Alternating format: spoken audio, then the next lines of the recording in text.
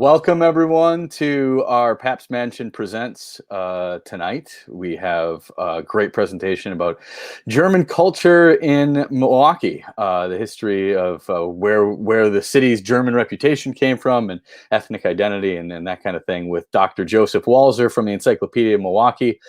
Before we let Joe take over, I just want to let you know what's coming up in a couple weeks here. This is coming up on February 24th. Our next Pabst Mansion Presents is going to be super interesting. We had some interns at the Pabst Mansion from UWM that did some translating and transcribing of one of the collections at the Pabst Mansion of a bunch of letters. So interpreting the Pabst, translating a Pabst Mansion archival collection coming up February 24th, 7:30, right here, same as you are now, Facebook Live or YouTube. So we hope you can join us for that. But tonight we have Joe Walzer, and I'll bring him in here now with from German Athens to Old Milwaukee, German culture in Brew City. If you have any questions, just put those in the comments, and we'll get to those at the end. But without any further ado, Joe from the Encyclopedia of Milwaukee, the director there, and this is I know this is something you worked a long time on while you were in graduate school, so I can't wait to see what you got tonight. But take it away. Yeah, all right. Well, thank you very much, John, and to the Pabst Mansion for inviting me here today. And of course, to all of you for joining us here today. I know it's been a really difficult year. I mean, it would have been easy for programs like this to fade away as everyone kind of hunkered down and dealt with, their own struggles in the here and now. But, your continued and growing support for programs like this and in other institutions makes it very clear that many of us recognize the importance of history and discussions like this to understanding, who we are, how we got here, and where do we go from here together. So I'd like to, thank all of you and applaud all of you for your diligence and support. So as John indicated, they asked me here today to talk a bit about Milwaukee's German cultural heritage, which the city is absolutely famous for. Right. And so I'm going to talk a little bit, I'm going to paint with some broad strokes here today, getting into a little bit of detail, but mostly covering, large swaths of time and some cultural and social movements that happened, over a long period of time. And first of all, I want to touch base on, who were Milwaukee's Germans, why did they leave Germany? Why did they come here? What kind of institutions did they set up when they got here? And then what were the impacts and legacies of those institutions? But first, before I do, I would like to make a quick plug here. As John indicated, I am the director of the Encyclopedia of Milwaukee, which is a digital urban history encyclopedia. And it's really just the first stop for anybody interested in learning more about the history of the Milwaukee area, including Germans and a lot of these institutions that I'm going to be talking about today. So if you're a researcher, a student, just a curious person in the general public, come check out this great resource. It was built over the last 10 years at the University of Wisconsin-Milwaukee in the History Department in partnership with Marquette University and with support from the National Endowment for the Humanities, the Greater Milwaukee Foundation, and UWM. And in those 10 years, we built nearly 700 entries with comprehensive and authoritative coverage on a lot of the key people, some of which I'm going to be talking about today, places, events, and themes in Milwaukee's history. We have a media library, currently over 1,300 paintings, photographs, postcards, and other kinds of images, and maps. We have about 50 maps. And then we also have we've developed a digital bibliography of over 1,800 sources that kind of cover various different pieces of Milwaukee history. And we're also working on building a series of curriculum guides for area teachers. So it's a really fantastic resource for anybody interested in the history of the city and its surrounding areas, not just the city proper, but we also recognize that the areas around and communities around Milwaukee are really integral to the city's history. All right, so with that said, now I guess we'll kind of launch into Germanness, right? Which is definitely a key piece of what we commonly think of as the character of the city. right, of Milwaukee and of the surrounding areas too, if we're thinking about the mission of the Encyclopedia of Milwaukee. And we really, we see it everywhere, and even if we don't see it, we're seeing it, right? It's in the brewing industry that's so central to the city's identity. The current and past brewing industry.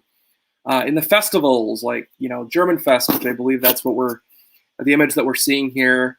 But also the recently started Christkindl Market and the Oktoberfests and other festivals. Even Summerfest has its origins in Germany, with the Meyer administration going to Munich to try to build and make a Oktoberfest here in Milwaukee. It's in our food. It's in the brats and sauerkraut that are ubiquitous at pretty much any gathering that you ever go to. Spring, summer, winter, fall. They're everywhere. The prominent restaurants and bars. Mader's, Kegel's Inn, Bavarian Beer Hall, the Hofbrauhaus, Von Trier, and some of the ones that we remember pretty fondly. Karl Roch's, John Ernst's Cafe, and several others that kind of loom large in our memory. And where else but Milwaukee, I guess, that we sing Roll at the Barrel, the Beer Barrel Polka, seventh inning stretch of Milwaukee Brewers games, and that the mascot of the Brewers is Bernie the Brewer, right, dressed in lederhosen and polka dancing.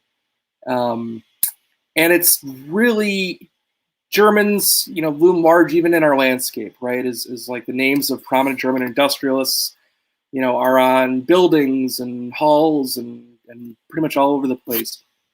Pabst, for instance, right? This is a Pabst Mansion and museum talk here, but also the E-Wines, Blatz, other beer barons, Brumder, Pfister, Vogel, Trostel, Galoon, Schrader, Pauling, Harnischweger. These are names that are etched into the city's landscape.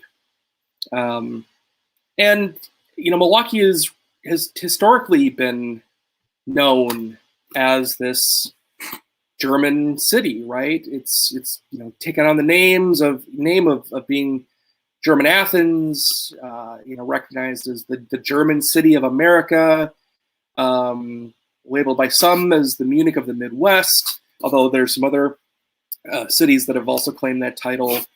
And all of these names really prominently, as this image kind of suggests, they promote the city's Gemütlichkeit, right, or Gemütlich character, that the good-natured frivolity and beer drinking and as you can see in the image, the breweries, malt houses, pretzel factory, and this guy's driving a barrel car with Frankfurters and Limburger cheese and a barrel of sauerkraut on the back, right? So kind of all of these things, that these elements of German culture really play a huge role in kind of Milwaukee's good-natured fun, right? So as we kind of think about this, right, and how this image of Milwaukee as being a German city came to be, it's important that we recognize what's celebrated and what's omitted or marginalized from these memories. So typically when we think of Milwaukee as a German city, we end up celebrating like this industrious and innovative entrepreneurship, right? That's in the names of Milwaukee's German industrialists, and the empires that they built. We also think about political pragmatism, right? And devotion to family and tradition. And of course, this good-natured sociability of Gemütlichkeit. And in the process, we think of, German Milwaukee, right? Germans characterized as being a unified, coherent, and vibrant community, often regarded in singular terms as quote unquote German Milwaukee, right? And part of that is this vision of Germans as being, particularly Milwaukee Germans, as being exceptional, right? Exceptional to the city's development, but also non-threatening, right? They kind of embody both. But what's missing from these narratives is just how complicated German Milwaukee was, right? And it wasn't the singular German Milwaukee, but a plural, right? German migrants came from different regions and socioeconomic conditions. They had different religious beliefs and political ideologies, and these things really shaped their interactions and experiences and the things that they did in the city and beyond. So perhaps we could better think of this as like a richly diverse Deutschtum or Germanness than a unified and coherent community. And it's really true. I mean, upon arrival, Milwaukee's Germans dove headfirst into national and local conflicts, promoting different political visions, including trade unionism, socialism, communism, anarchism, abolitionism, feminism, and on the other side, racial nationalism. We did have a Nazi presence here in Milwaukee for a period of time before and after the war. Okay, so that being said, let's complicate the story a little bit. So who were Milwaukee Germans? It's important to remember that there wasn't a unified German nation state as we know it when Milwaukee was first chartered in 1846. And, who we think of as Germans that first started settling here in the late 1830s and 1840s, they didn't come from Germany, right? The German Empire didn't unify politically until after the Franco-Prussian War of 1871. So instead, when Germans started coming to Milwaukee, they came from roughly 36 independently, loosely confederated Germanic kingdoms that were in various states of social, economic, and political change. And so if we're thinking about where Milwaukee's Germans came from, the first kind of groups that came to the city came from southwestern German states, Württemberg, Baden, Alsace, and kind of the Rhineland areas. And then that gradually shifted, particularly as some of these kingdoms started to ally more closely and kind of spread northeast over time, following a lot of social and political changes and economic changes in the places that ended up becoming Germany. And so, what we're ultimately talking about here is immigration history, right? And so immigration historians, often point to the combined push and pull factors that lead people to A, leave home, right? And then B, settle somewhere else, right? So what were these push and pull factors that brought Germans to Milwaukee, right? Well, why did they leave Germany, right? So first of all, there were poor harvests and growing urban changes in rapid industrialization that really disrupted the economic and social stability of what had become, largely rural German villages and towns up to this point. Industrialization, if you think about, what goes into that and the amount of resources, but also kind of the amount of land that's needed for that kind of thing too, ended up prompting farmers, artisans, and merchants to really kind of look for better opportunities, right? And so a lot of Milwaukee's early Germans, and the ones that end up becoming really prominent families, particularly thinking here in terms of the Pabsts, right? The Best family that Frederick Pabst married into, they were very well-established brewers to begin with, right? And so they, what they did is they sold their property, or some of the sons ended up moving to the Milwaukee area first to kind of scope out the situation here and finding a lucrative market. They sent back then for the rest of the family, and so they had capital to work with to be able to come to Milwaukee and establish another kind of a similar business here, but with more lucrative markets. So when we think of like kind of this rags to riches immigrant story, that's not really the case necessarily for all Germans. I'm not saying that there weren't those Germans, but there were also Germans who were very well-to-do, or at least like somewhat well-to-do, had enough capital to be able to establish new businesses in the United States. And at the same time, there were also a series of liberal political revolutions and upheaval that was really kind of going against and bucking against and challenging the conservative regimes of these German kingdoms. And this is part of this larger European spring of nations in the late 1840s, 1848 in particular in Germany, that ended up leading, it ended up being not successful and led to forceful suppression. And so this group of political exiles came to the United States, known as the 48ers, because they're part of the 1848 revolutions. And they settled in places like Milwaukee, as just trying to escape imprisonment and possible execution for their participation in these revolutions.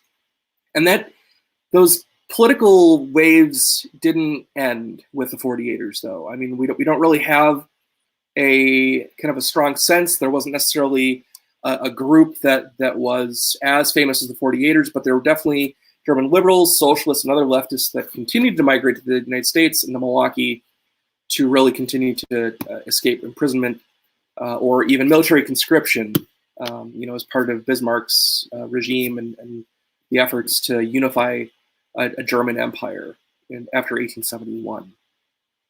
So why Milwaukee? Why come here?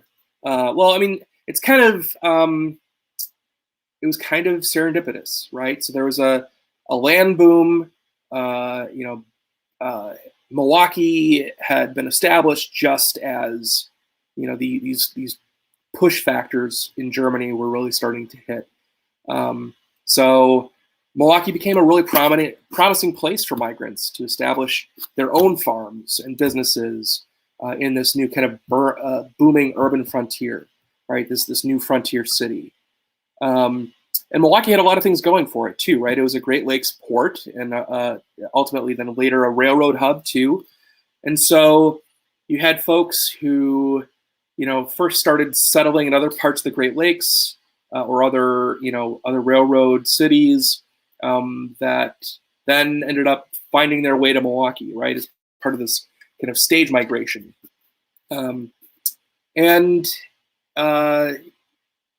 There was also active promotion of the city. Actually, one of the most prominent historians of Milwaukee's Germans, Kathleen Kansen, talks about how land speculators and civic boosters, really posted advertisements in German cities and in newspapers promoting Wisconsin's excellent soil, good transportation, healthy climate, light tax load, and of course, inexpensive land, right? And prominent, a bunch of land, right? And this attraction ended up magnifying and building on itself over time, right? As German settlement increased and more German migrants started settling here, more word got back to family and friends in Germany that Milwaukee was a promising and good place to relocate to. And, this is actually a very prevalent form of immigration that has become disparaged by recent critics as quote unquote chain migration, right? But this is absolutely how the ancestors of Milwaukee's Germans ended up coming here. So we ended up having a very large German population, particularly for an American city. But it was, hovered around only 30% of Milwaukee's population through the 19th century. So in some ways, yes, we did live up to this German city kind of framework, but it wasn't like it wasn't a 100%, saturated city, right? There were other folks who lived here. There were, Yankee Yorkers and Poles and Italians and other groups that also called Milwaukee home and increasingly called Milwaukee home. And so what was it about Germans that really kind of made Milwaukee known for being a German city? Well, they settled in nearly every section of the city, concentrating, highest in parts of the north and west sides of the city. In fact, actually, the near north side became more colloquially known as the Wooden Shoe District. And this was kind of a misrepresentation of, or kind of a play on either the intentional or unintentional misrepresentation of Deutsch as being Dutch, right? Which I'm sure you've probably heard before. So arriving with, as I had mentioned, the Paps, but also other families, ended up arriving with specialized trade skills. And as I had mentioned, enough capital to be able to establish businesses that serve the needs of the immigrant community. Some of these entrepreneurs successfully expanded their ventures into significant industrial operations, specifically the Best Pabst family, but also Schlitz, Eline, and a lot of the other families that I had mentioned in the brewing, malting, tanning, and machinery industries. That you have your Pfisters and Vogels, the Loons, the Trostels, the Paulings and Harnischweggers, and all of these families that ended up becoming major forces in not just Milwaukee's industry, but nationally too, and making Milwaukee a national leader in these industries. And they did it by bringing a lot of these this knowledge to the city with them, along with them, as well as the capital to be able to do so. And a lot of, among these businesses were also German language newspapers and publishing houses that served local and national German American communities, and really fostered a thriving community of German immigrant writers in the city. So you're probably familiar with the Brumder building downtown, right? That housed the nationally known Germania newspaper, but also the Brumder Publishing Company that ended up pumping out a lot of German language works and sending it throughout the United States and into Europe too.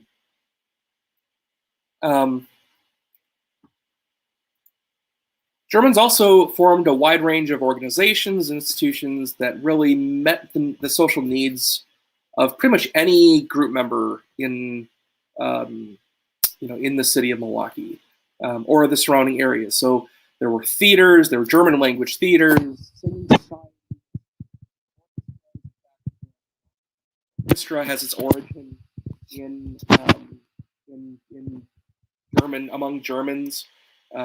German musicians that had gathered, art schools, churches, Turner societies or gymnastic societies, as pictured here, science academies, and these things not only fostered German communities of like-minded people or people with similar interests or skills, but also played an important part in developing Milwaukee's art scene, and its education system and its social spaces and other aspects of the city's cultural landscape, right? So these things really did become ubiquitous and became forces, in and of themselves.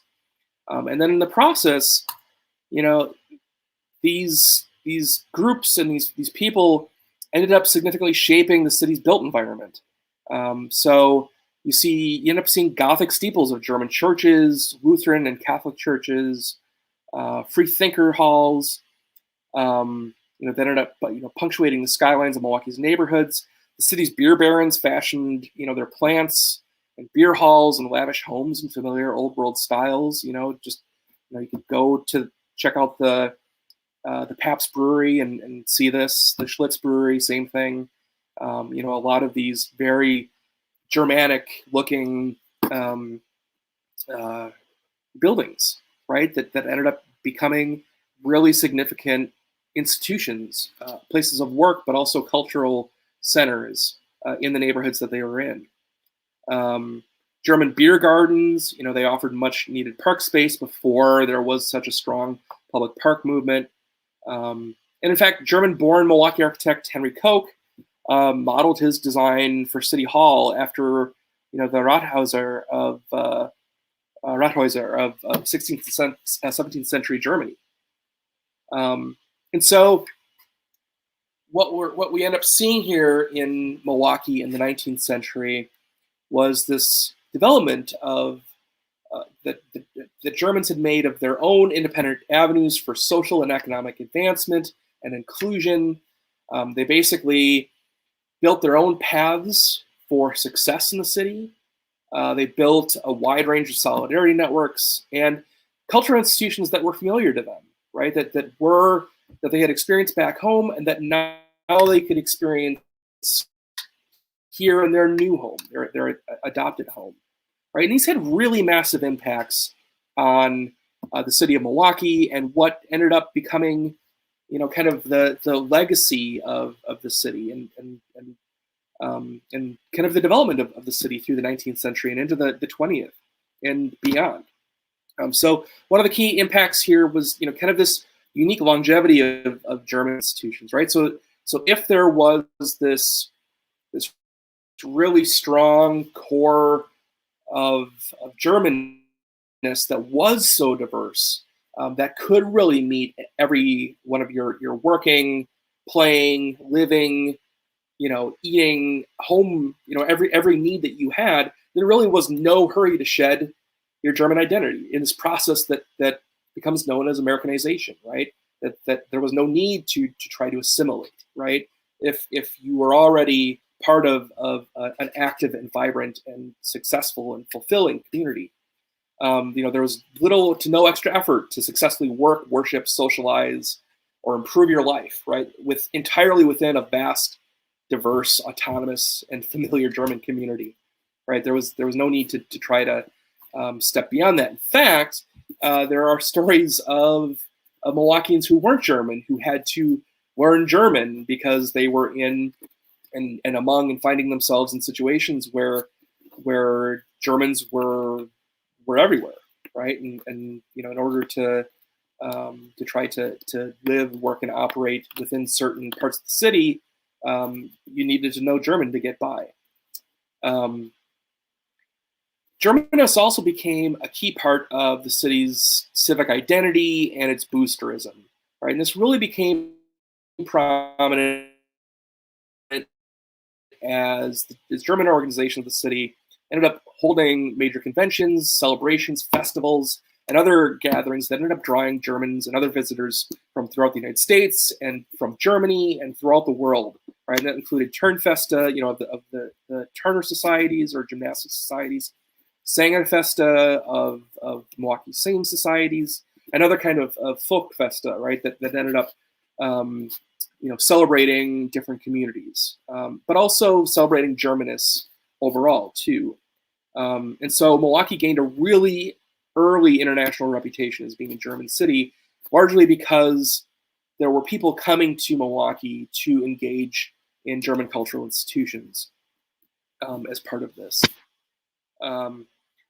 So Kathleen Conzen also points to what she calls a colonizing project of German settlers that existed within the larger system of American white settlement colonialism, right? So she describes this as being an issue of, since Germans didn't have, kind of a state-sponsored empire project or colonial project that, let's say the French or the British had, there was kind of a desire within cultural Germanness to try to find a way to spread elsewhere. And so German migrants assumed that they carried kind of this, when they came to places like the United States, they kind of assumed that they carried the essence of their homeland with them, right? As kind of this colonial empire project, cultural empire project, to then reestablish it by right in better and purer forms within American society, particularly American society, became, a breeding ground, for lack of a better word, or like a really important place for this to happen, because they saw American society as being malleable, right, and being wide open, and being a place where you can be German and still be American. This ended up coming into question later on, as I'll mention again later, as far as why. You could probably guess. It has something to do with the world wars. But yeah, so they understood that Germanists, didn't necessarily have to come up against Americanists. In fact, you could be a really effective German and have a German Athens that could be intricately woven into Milwaukee's formation as an American city on the American frontier, right? So these things really became intermeshed very strongly together. So as you could probably imagine, this put Germans at odds almost immediately with Yankee Yorkers, right? And Yankee Yorkers, were among the first, the kind of the Anglo-American group that ended up living and coming to and settling in the city. They, folks from New York and from New England, and they ended up, kind of assuming that their Americanness, or their quote unquote native Americanness, right? If we're using kind of this language of or their language, being quote unquote original Americans, afforded them political, economic, and social power and privilege in an American frontier city, and so they came into conflict often with Germans who also kind of had their own vision of what it meant to be an American, and these conflicts played out quietly and not so quietly in conflicts over abolition, labor struggles, temperance and prohibition very early on, and then later in the politics of the world wars, right? When Germanist itself became a liability for the city and its vision of being an American city as opposed to a German city. And yet, despite attempts by Yankee Yorkers to kind of disparage Germans and paint them as being politically inept, Germans had major political influences in the city. As I had mentioned, the 48ers, they had fled the German kingdoms, after attempting to install more liberal forms of government, had a definite vision of what America could be, and this vision of more liberal and democratic society, and so they became significant abolitionists in efforts to try to end slavery in the United States. German socialists, very famously, became important drivers of the city's labor movement. Of course, we have German, the Pabsts and the Schlitzes and these German industrialists, but there were very prominent German labor leaders too, Paul Grotkow, Robert Schilling, and others that really became key figures in the 8-hour movement here in the city. The efforts to establish an 8-hour day for Milwaukee workers, but also they became the figureheads of the socialist movement too in the city that ended up ascending in the 20th century. They laid a lot of the foundations for this. Matilda Anarchy and other key women were key figures in early American feminism too, becoming key publishers and writers and cultural figures and proponents of women's rights. So when we're thinking through this popular memory of Milwaukee as being a German city or as being the German Athens,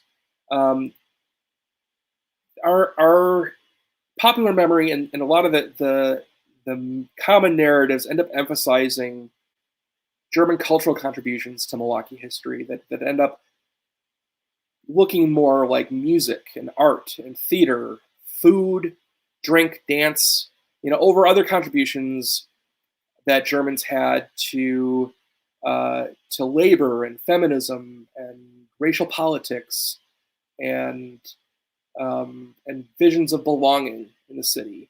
And this is important to recognize because it had really two key effects.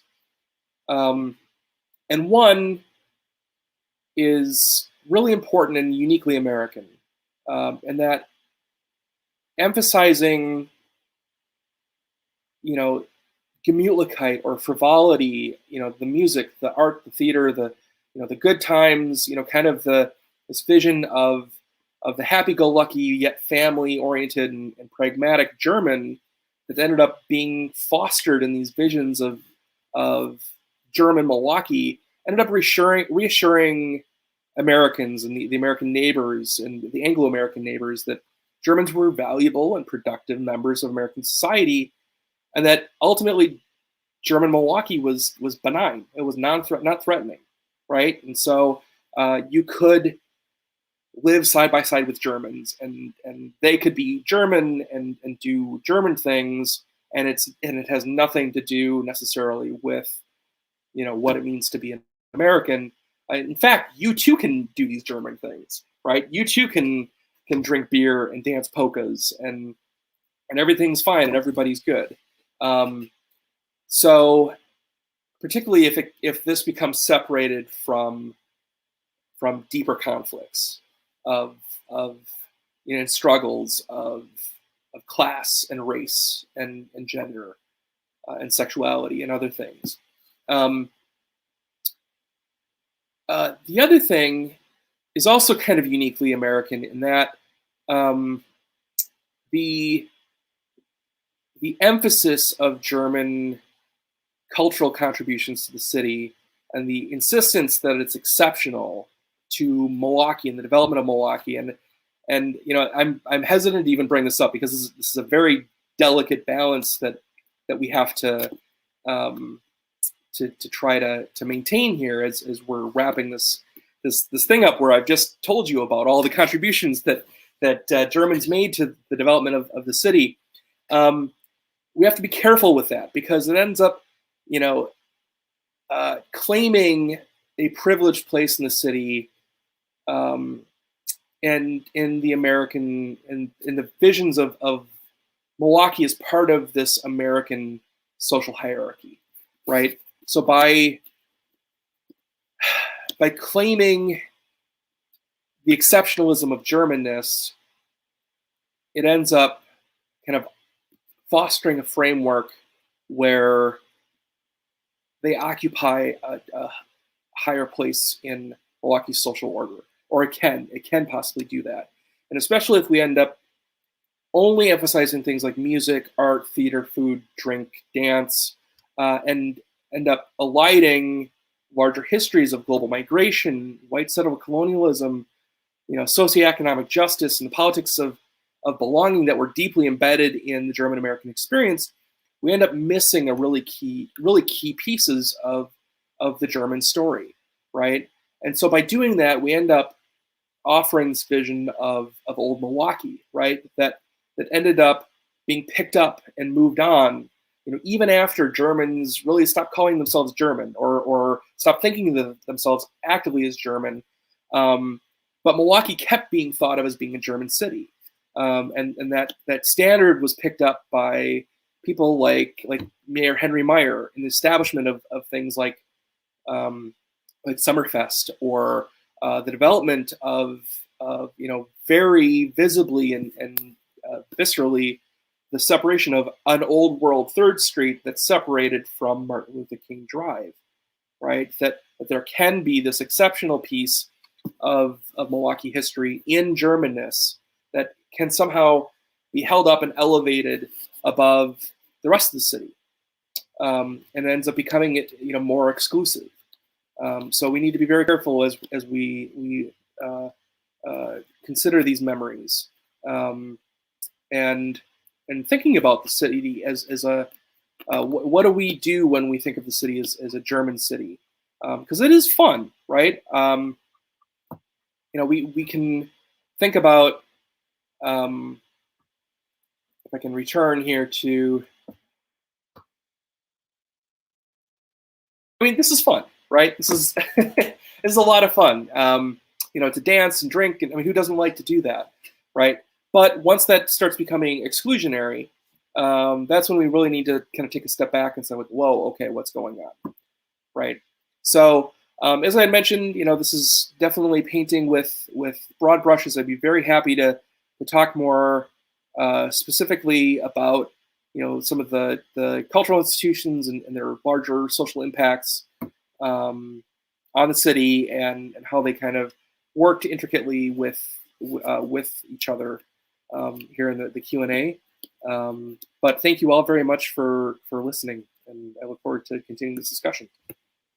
Joe, wonderful to hear your thoughts on and information about the German reputation of Milwaukee, and kind of how we see the city today. So if anybody does have any questions for Joe, pop those in the comments. Now is your chance. Dawn posted, as far as when we think of German culture and infrastructure, she says that the street design seems German. Well, is there truth to that? Don, are you thinking about like the grid system, or kind of the angles? I mean, my knowledge of Milwaukee's street system is that there were two dudes on opposite sides of the river that did not get along, and so the streets did not quite line up for a long, long time. Yeah. So, I mean, the famous story is of Solomon Juneau and Byron Kilbourne, having different visions of who was going to be in charge of Milwaukee, right? And so they didn't get along, and they're, as you said, John, their streets didn't line up, and so that's why our bridges downtown don't line up. Sure. They're at really weird angles.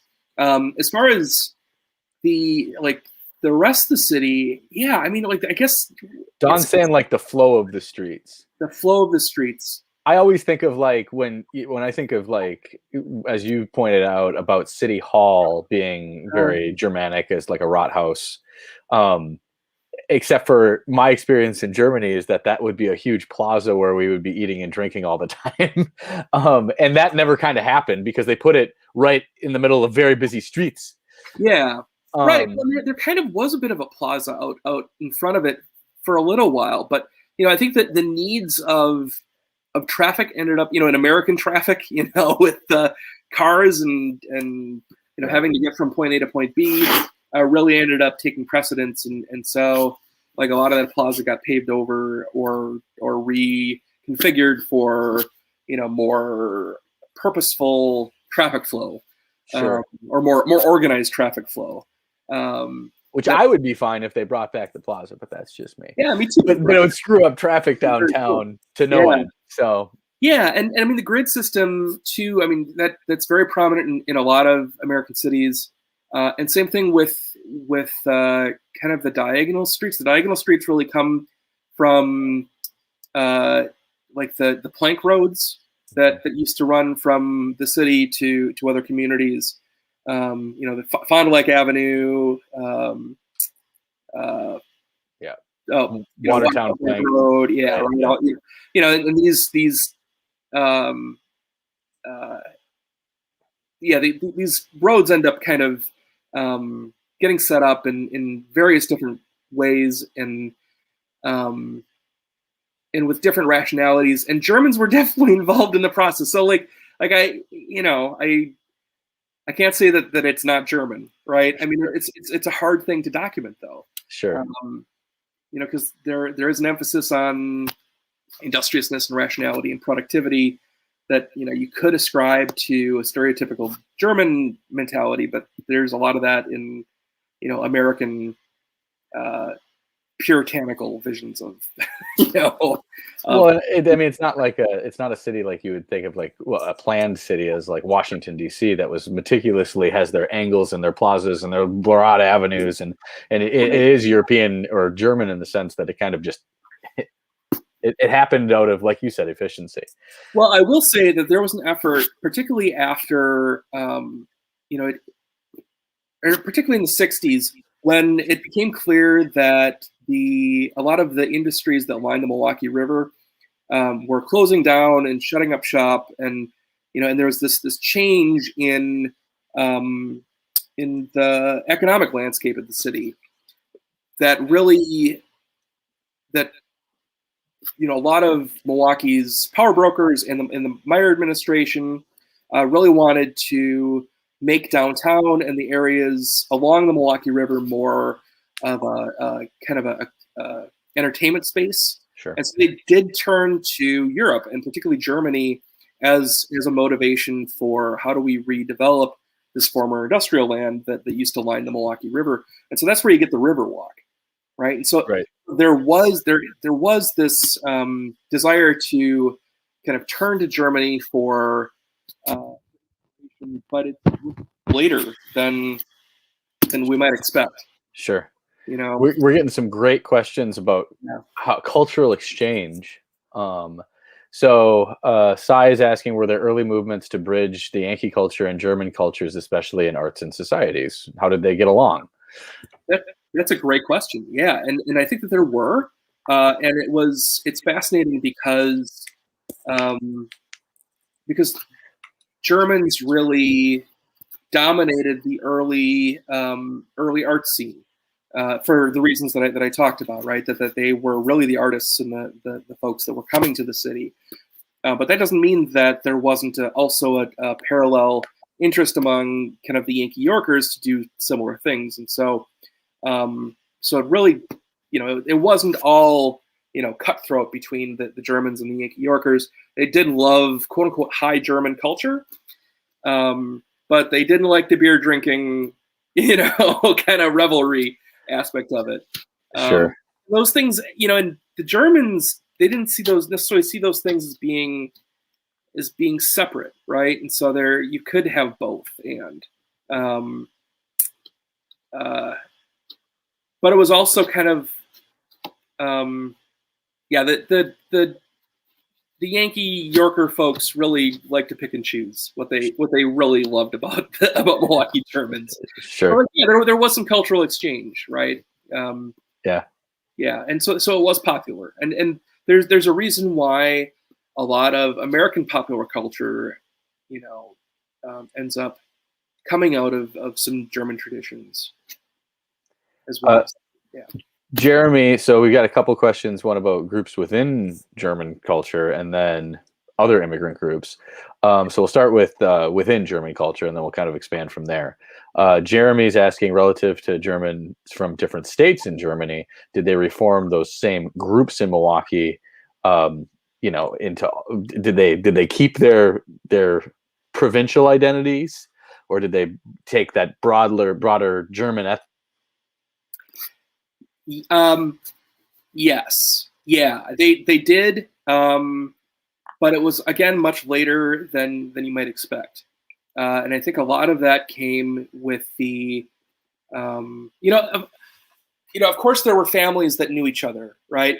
Both in the, back in the German states that ended up either, moving here and settling near each other deliberately or by accident.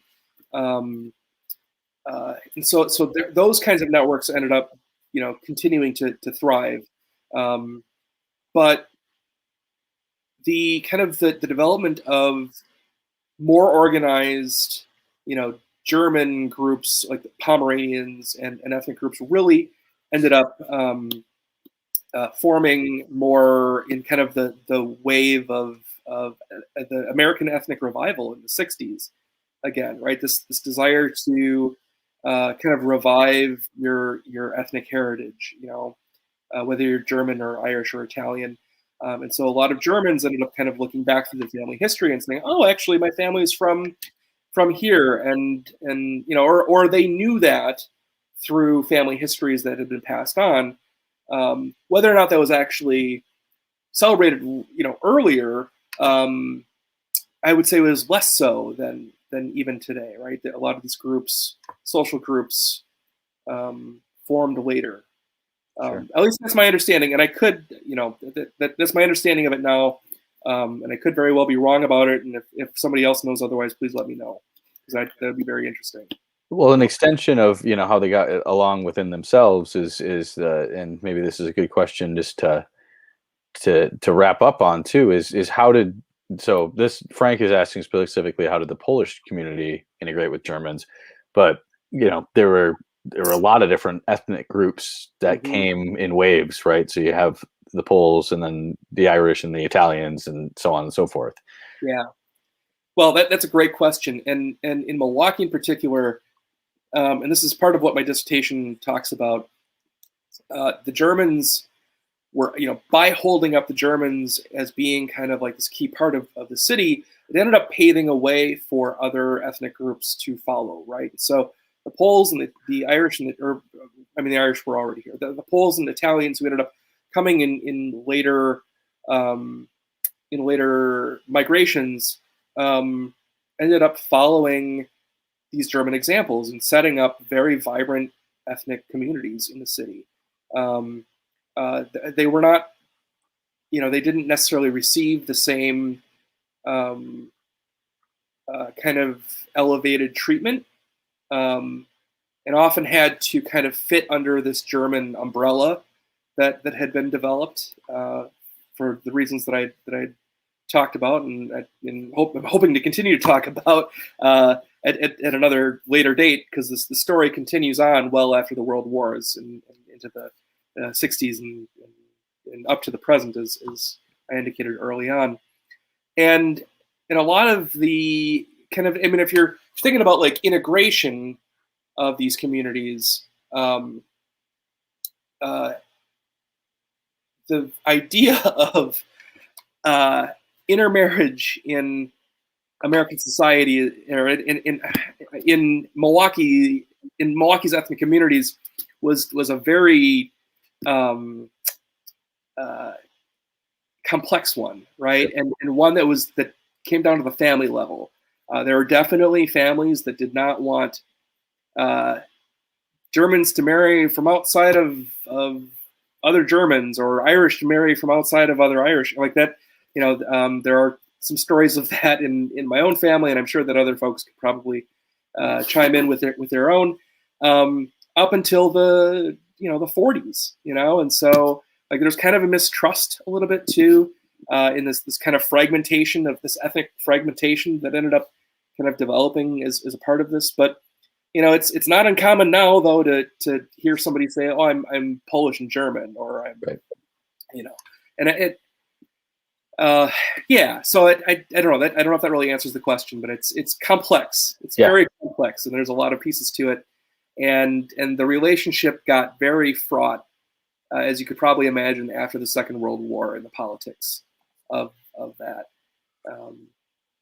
Particularly thinking that like the desire to try to establish, and this will be probably a conversation for another time, and I'm working on an article about this right now, but the desire to establish a sister city relationship between Milwaukee and Munich. Sure. In 1965, only 20 years after the end of the Second World War, got Milwaukee's Poles and Jewish communities not happy. Yeah, not happy for